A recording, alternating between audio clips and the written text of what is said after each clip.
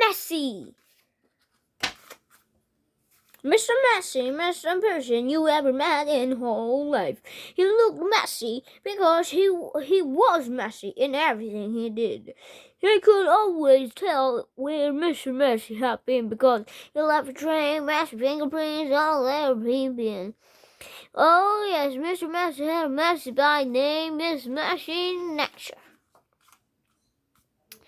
Mr. Messy lived in the partly messy-looking house. The windows were broken, the tiles missing off the roof, the beds were overing with the wood, the ground gate was having hinges. And you know Mr. Messy cut the grass even grand and lately? He did not. One morning, Mr. Messy woke up in his messy bed, yanked, scratched, got up, cleaned his teeth, leaving the top of the toothbrush. He ate breakfast, spilling cornflakes all over the floor, and he sat to walk, tripping all over bushes and left lying in the ground 2 weeks before.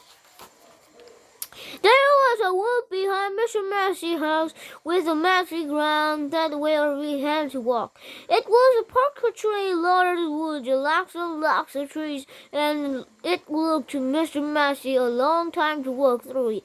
But he didn't really mind because he felt like a walking morning.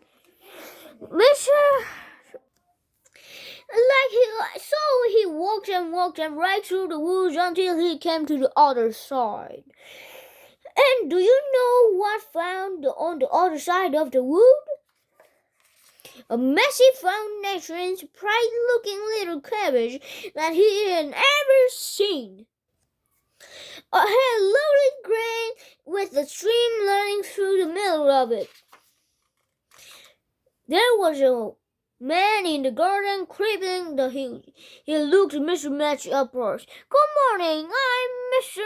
Messy," said Mr. Messy. "I could see that," replied the man, looking up and down. "I'm Mr. Tidy." "And I'm Mr. Net," said another man, appearing from the house. "And Teeny and Net," said Mr. Tidy. "Net and Teeny," said Net. "We're business together," exclaimed Mr. Teeny. "The people who own this town have asked us to have some work for them." "What sort of work?" said Mr. Messy. "Oh, we make things nice and neat," said Mr. Neat. "Tie things up," added Tidy.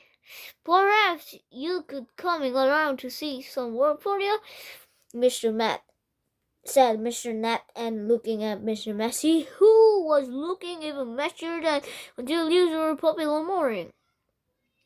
"But I don't know what things neat and tidy," Mr. Messy, looking downstairs, middle through a bit.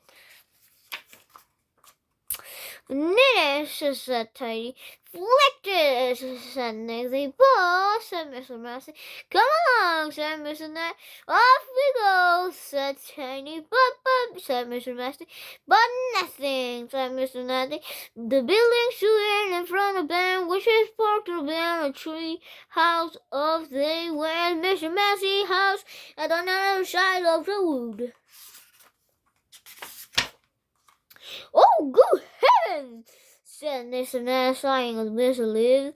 "Good gracious!" added Mr. Tiny. "This is the messiest house we ever been all born days," said both together at the same time. "Better something about it," said Mr. Nat. And before Mr. Messy could open his mouth, there two of them rushing here, and there was Mr. Messy's house. Mr. Nat hopped and moved and purred and shipped and clipped and clung and dug. He made the garden look nearer than even ever did look before. Mr. Clean tinned, primed, loved, painted, and made the outsides of Mr. House look tinier than ever been before. They both went inside. "Good heavens!" said Mr. Nat, something inside the morning. "Good gracious!" said Mr. Tiny for the second of the morning. and they about to clean the house from the top to bottom. They brushed and swept and pushed and scraped, and they made inside the house look neater and tighter, and it had never looked in before. There we are, said Tiny. Oh, Phyllis, said Ned. Tiny and Ned, said Mr. Tiny. Ned and Tiny, said Mr. Ned. Mr. Nancy just didn't know what to say. Then they both looked Mr. Massey. What do you think I'm doing? Mr. Ned said to Mr. Tiny. Precisely, replied Mr. Tiny. What we are both thinking, they said together to Mr. Legs, is to look much too messy live in that neat house, tiny house like this. But, said Mr. Massey, whatever Mrs. Massey had to no use, then Mr. Ned and Tiny whisked him up to the bathroom upstairs. He went messier from the house. But now, of course, Mr. Ned had not appeared. But Mr. Ned held Mrs. Massey's arms, and Mr. Ned pulled his another arm, and they picked up him and straight to the bath. Mr. Massey wasn't used to having baths. Mr. Massey washed, combed, cleaned, scrubbed, and crammed Mr. Massey until he looked messy at all. In fact, he looked a part of messy. He looked at himself in the mirror. You know what I'm going to have to now, he said, a rather failing voice. Mr. Ned, Mr. Tiny looked worried. What are you going to do? Asked Mr. Massey. I'm going to have a change of name, said Mr. Massey. And he chuckled, and Mr. Ned and Mr. Tiny chuckled, and then Mr. Massey laughed, and Mr. Ned and Mr. Tiny laughed, and then they laughed all louder together because they're best friends. And they really end up the story, except they say you're even messier short of the person you might have to visit a two-person.